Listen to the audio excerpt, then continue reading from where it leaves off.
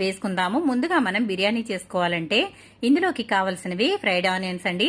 ఈ fried onions ని వేయించుకోవడానికి అయితే నేను ఇప్పుడు ఆయిల్ అయితే వేసేసుకుంటున్నాను. కొంచెం ఆయిల్ ఎక్కువగానే వేసానండి, ఎందుకంటే మనం ఆనియన్స్ ఫ్రై అవ్వాలి కాబట్టి. ఈ విధంగా ఆనియన్స్ ని పొడవుగా కట్ చేసుకున్నాను.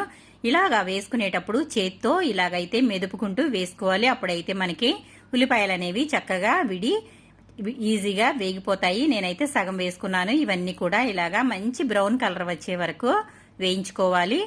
ఇలా కొంచెం కొంచెంగా వేసుకుని వేయించుకోవడం వల్ల మనకి ఉల్లిపాయలు అనేవి త్వరగా వేగుతాయి. చూసారు కదా, నేనైతే ఆనియన్స్ అన్నీ కూడా ఈ విధంగా చక్కగా బ్రౌన్ కలర్ వచ్చే వరకు వేయించుకున్నాను. మనం ఉల్లిపాయలను వేయించుకునే దాన్ని బట్టి మన బిర్యానీ కలర్ అనేది ఆధారపడి ఉంటుందండి. మనం ఉల్లిపాయల్ని చక్కగా బ్రౌన్ కలర్ వచ్చే వరకు వేయించుకుంటే బిర్యానీ అనేది మంచి కలర్ వస్తుంది.